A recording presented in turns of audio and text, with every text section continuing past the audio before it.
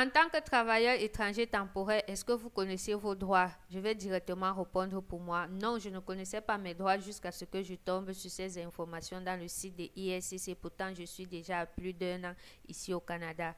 Je suis en permis de travail fermé. Je cherche à connaître mes droits alors que ma priorité est de plaire à mon employeur afin qu'il ne suspende pas mon permis de travail actuel et qu'il le renouvelle même pour que je puisse faire facilement mon processus de résidence permanente.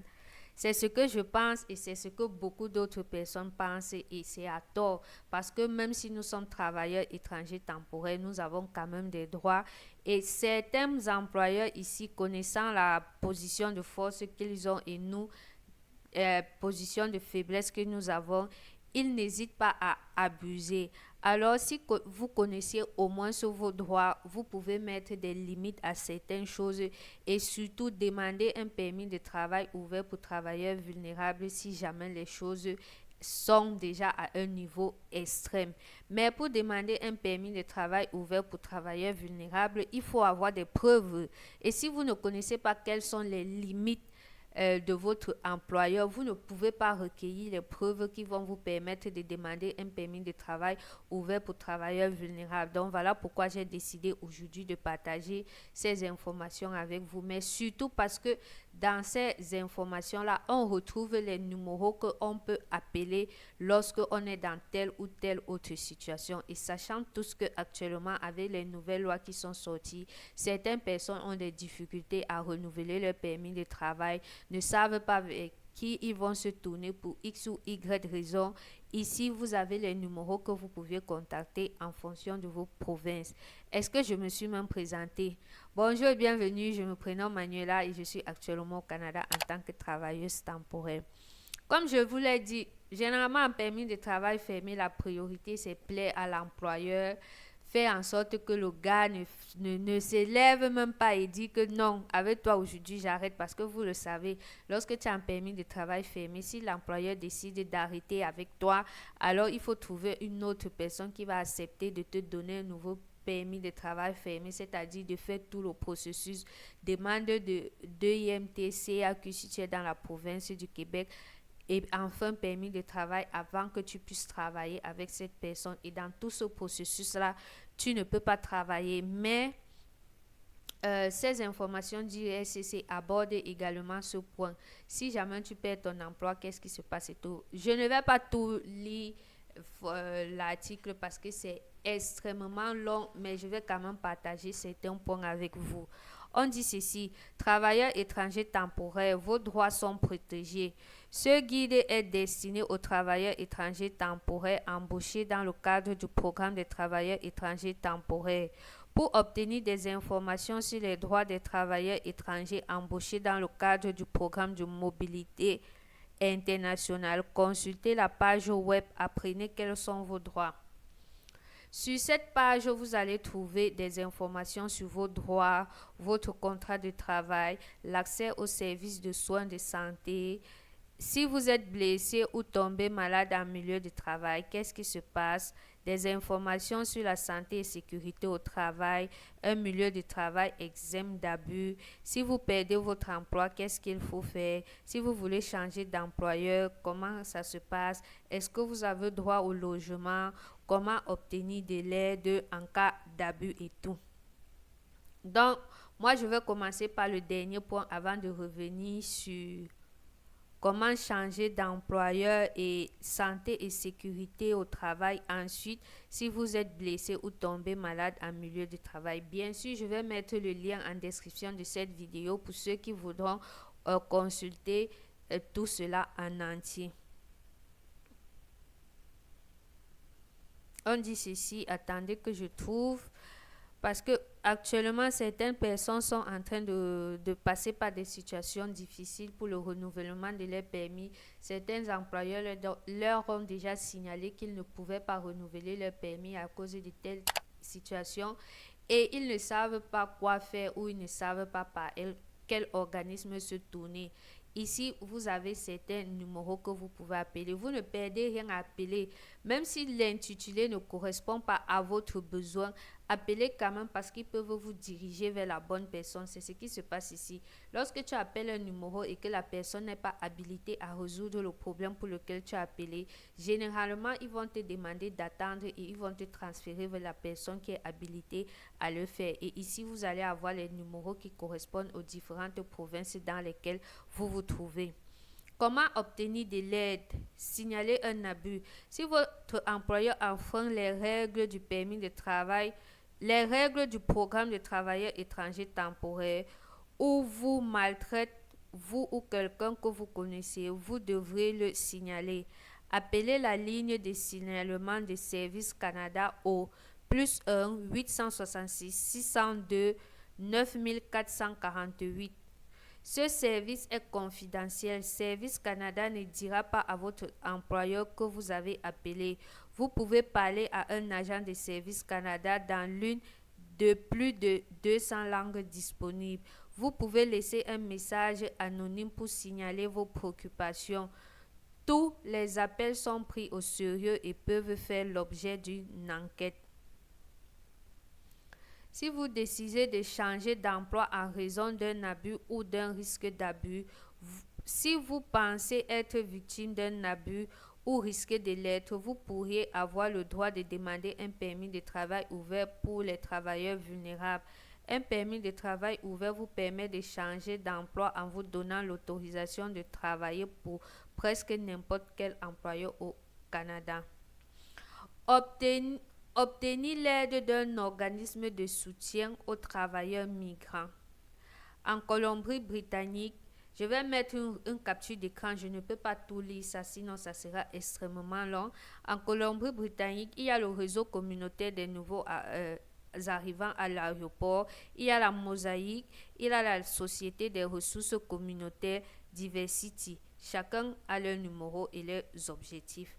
En Alberta, Saskatchewan et Manitoba, vous allez voir, il y a la Calgary Catholic Immigration Society. En Ontario, nous avons la Polycultural Immigrant and Community Service. Nous avons TNO, the Neighborhood Organization. Nous avons le Workforce Wissaw et c'est tout ça. Je vous mets directement les captures d'écran afin que vous voyez à quoi cela correspond et quels sont les numéros. Au Québec, nous avons le site web Immigrants Québec. Au Nouveau-Brunswick, Nouvelle-Écosse ou Île-du-Prince-Édouard, nous avons l'Association des agences au service des immigrants de la région atlantique. En Terre-Neuve et Labrador, nous avons l'Association for New Canadians. Maintenant, ça c'est pour tous ceux qui voulaient obtenir de l'aide d'un organisme de soutien aux travailleurs migrants.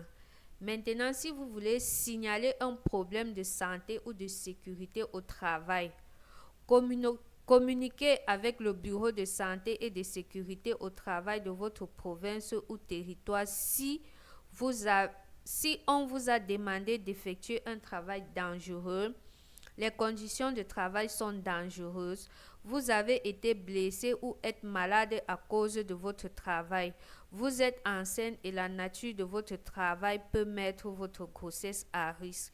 Bureau de santé et de sécurité au travail provinciaux et territoriaux. On a le numéro pour Alberta, Colombie-Britannique, Manitoba, Nouveau-Brunswick, Terre-Neuve et Labrador, Territoire du Nord-Ouest, Nouvelle-Écosse, Nunavut, Ontario, Île-du-Prince-Édouard, Québec, Saskatchewan, Yukon. La capture d'écran est là, vous pouvez mettre pause, un screenshot ou directement cliquer sur le lien pour y avoir accès.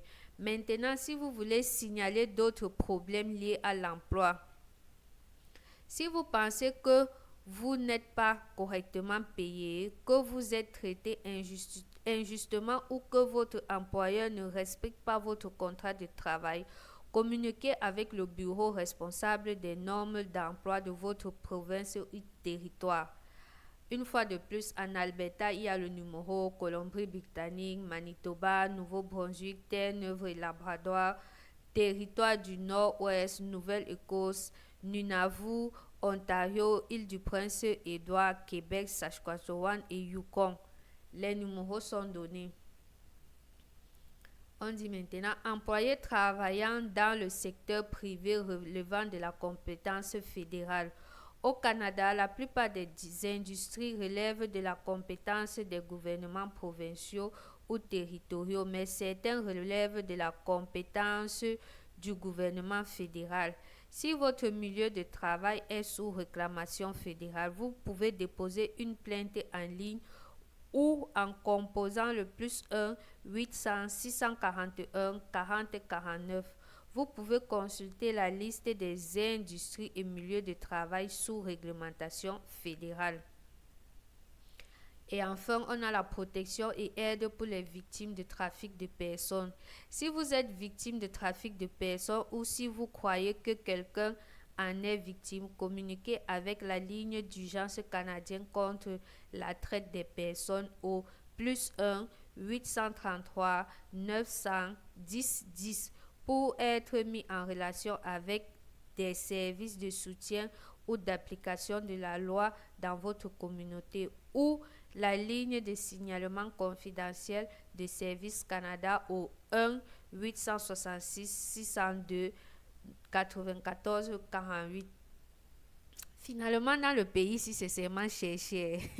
Chaque jour, quand tu fais les recherches, tu tombes sur énormément d'informations. Je ne savais pas que tous ces numéros-ci étaient regroupés dans un fichier. Donc, en fonction de votre situation, vous avez au moins certains numéros qui peuvent vous venir en aide. Cela est déjà utile au lieu de passer par un agent d'immigration qui, d'ailleurs, il y a même souvent de très faux agents d'immigration. Vous ne perdez rien à appeler. Donc, c'était tout pour le besoin. On va maintenant lire le point important. Si vous perdez votre emploi, votre employeur doit vous donner un préavis raisonnable avant de vous licencier.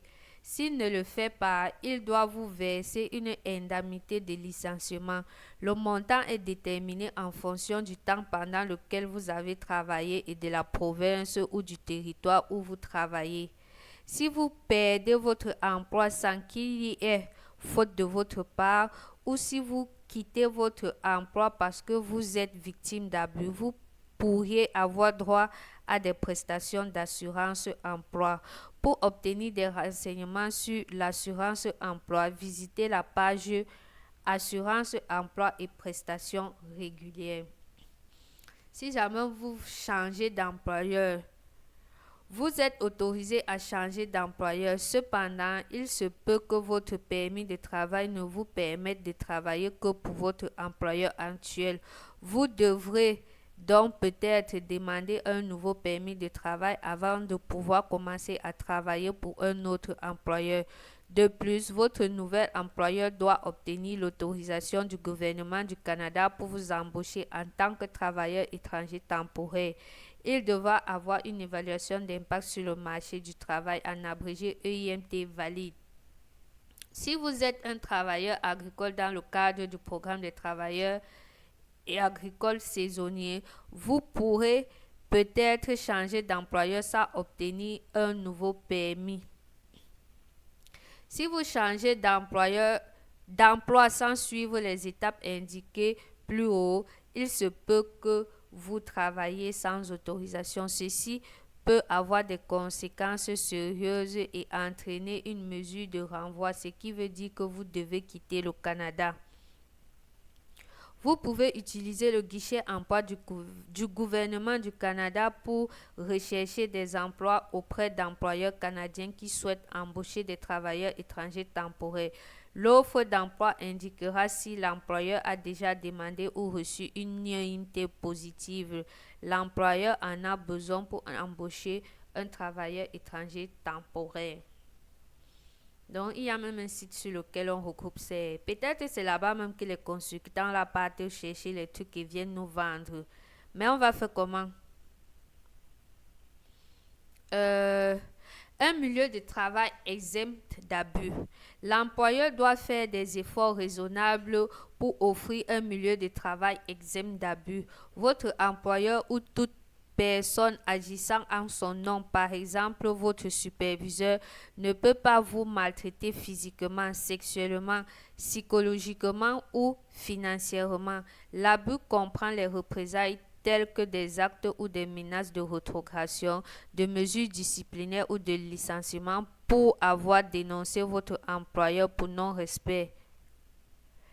Tout comportement qui vous effraie, vous contrôle ou vous isole peut constituer un abus.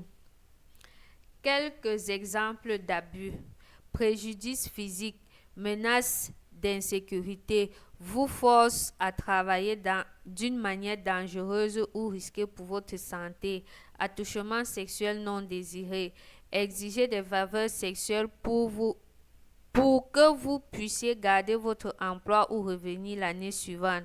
Contrôlez où vous pouvez aller ou qui vous pouvez voir. Vous voler. Prendre la totalité ou une partie de l'argent qui vous est dû.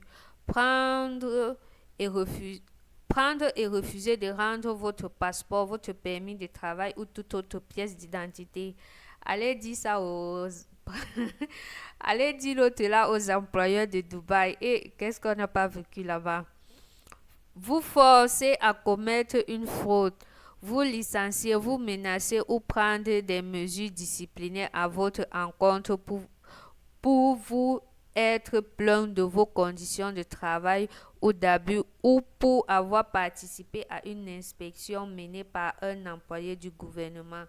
Vous licencier, vous faire quitter le Canada ou menacer de le faire ou vous mettre de la pression pour que vous vous fassiez avorter si vous êtes enceinte. Pour signaler une situation d'abus, communiquez avec la ligne de signalement confidentiel du Service Canada au +1 866 602 94 48. Si vous avez besoin d'aide immédiatement, composez le 911 ou appelez votre police locale. On va finir en lisant un dernier point sur santé et sécurité au travail. Non, on va plutôt lire: si vous êtes blessé ou tombé malade en milieu de travail, veuillez en informer votre superviseur ou employeur dès que possible et consulter un médecin le plus rapidement possible. Votre employeur doit faire des efforts raisonnables pour permettre l'accès à un fournisseur de soins de santé, comme un médecin, une infirmière ou un pharmacien, par exemple, en vous accordant un congé pour vous permettre de consulter un médecin, en assurant qu'un téléphone est disponible pour appeler les services d'urgence, en vous donnant des renseignements sur ce qu'il faut faire et où aller pour obtenir des soins de santé, en vous aidant à trouver un moyen de transport pour vous rendre chez le fournisseur de santé. Votre employeur n'est pas tenu de payer votre transport pour vous rendre à l'hôpital, à la clinique, chez le médecin ou dans un autre service de soins de santé. Consultez la section assurance maladie privée pour les exceptions concernant les travailleurs agricoles saisonniers. Vous avez le droit de parler en privé avec votre fournisseur de soins de santé sans votre employeur. Bon, si je continue à lire, la vidéo sera extrêmement longue. Comme j'ai dit, je vais mettre le lien en commentaire et n'hésitez pas à aller consulter. C'est important de connaître vos droits parce que quand vous parlez avec les gens et qu'au moins ils savent que vous connaissez ce que vous êtes en train de faire et que vous connaissez vos droits, ils mettent certaines limites. Mais si tu fais le moumou avec eux, la personne qui veut trop se soumettre, qui veut tout accepter, ils abusent. On n'est jamais meilleur ami avec son patron. Vous êtes dans une optique où il veut gagner, c'est sa société, il veut forcément faire des bénéfices. Et si tu acceptes tout et n'importe quoi, alors il va en profiter. Qui ne veut pas faire des économies?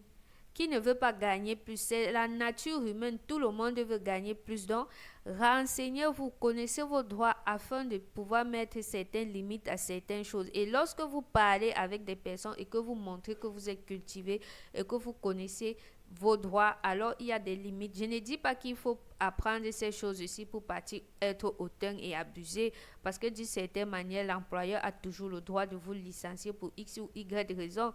Dans le respect des choses, je te montre que voici ce que je peux faire, voici tes limites et tout. Et chacun reste à sa place. Bon. Ne dites pas que je vous envoie au choc. Oh. Je n'ai pas dit à quelqu'un de partir apprendre ça pour partir manquer le respect à son employeur. Non. Avec les lois qui deviennent compliquées, les conditions qui se compliquent, c'est difficile de trouver un emploi et c'est difficile de garder. Et surtout, prenez en compte qu'actuellement, un employeur ne peut qu'avoir 10% de travailleurs étrangers dans son effectif. Donc, ne partez pas faire n'importe quoi en prenant le prétexte que je connais mes droits, je connais ce qu'il faut faire. Non, non, non. Parce que si jamais on vous licencie, la possibilité de trouver un autre contrat de travail pour vous sera très très pénible. Parce qu'actuellement, les employeurs sont même en train de bagarrer pour garder le peu d'effectifs qu'ils ont déjà. Apprenez vos droits pour pouvoir vous défendre dans le respect. Si cette vidéo vous a aidé, surtout faites-le moi savoir en commentaire.